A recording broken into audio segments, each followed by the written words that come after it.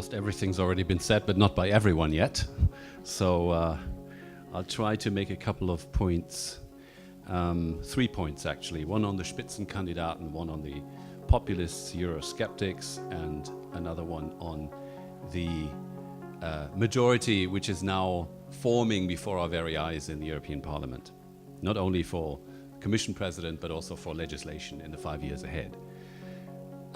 So, I think the most important thing about the Spitzenkandidaten, and I'm so proud as a German that a German word made it into European language. You know, after Weltschmerz, Zeitgeist, Blitzkrieg, Schadenfreude, you know, finally we've got some very, very positive word here, at least positive to us.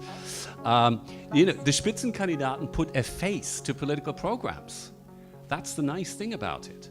And this is completely normal in a national context.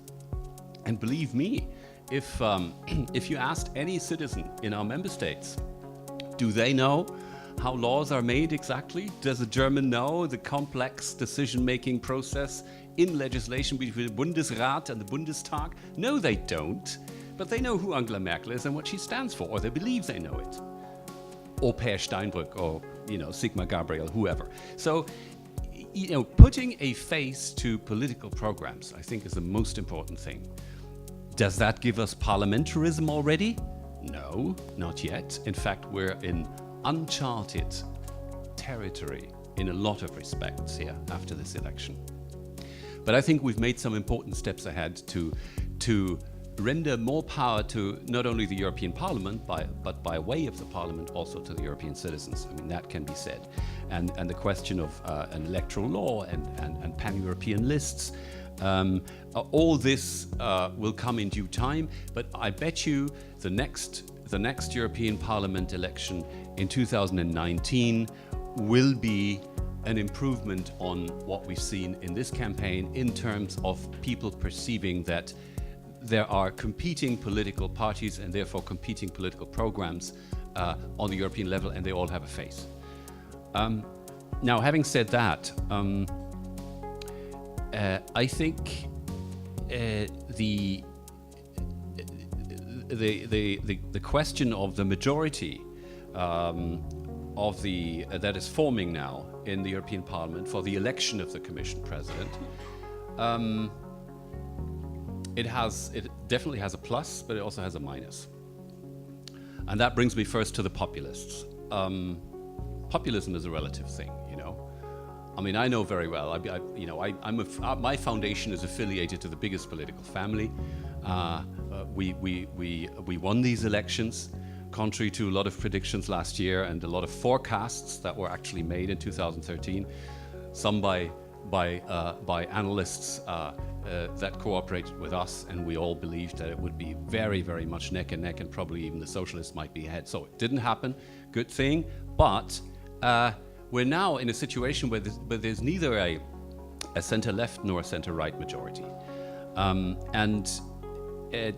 That means that we're probably getting into a situation where the socialists and the center-right and possibly the liberals will have to cooperate in a much more strategic way than they have up to now. Which is nice because that excludes the so-called populists. But it's not nice because it reinforces a very, very important part of the populist narrative. And that narrative is that those ladies and gentlemen up on Berlaymont Hill or in Strasbourg, they can paint their faces red, black, blue, green, yellow, but they all want the same thing, which is more Europe. And in their view, that is less power for the citizens, more money out of the pocket of the citizens into the champagne and oyster parties that we all celebrate here all the time. So here's my appeal, that not only do we have to respect the will of the voters, and as long as the MEPs from extreme parties or Eurosceptic parties don't goose step around Place Lux showing a Nazi salute, they have to be respected as people, as representatives of their voters. And it's worth reminding ourselves, even if you know, I've seen the first YouTube clips of some of these MEPs, and they are indeed hard to take in the sessions of the Parliament in Strasbourg, in the first sessions. One last word about the populists. First of all, there's populism not only on the right, you know, that's usually presented like that, but there's also populism of the extreme left.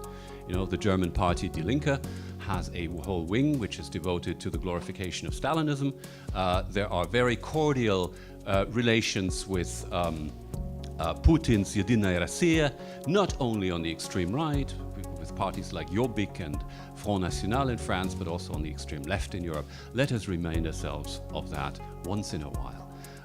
And Beppe Grillo, I don't know where to put it, he's neither left nor right, but he does demand things like, you know, yes, Eurobonds, yes, but no control by anyone, any other country, any other institution, not the GMF, not the European Commission, and so on. I mean, that is a classical case of what I would call simplifying problems to the point of absurdity, and that's what I call populism.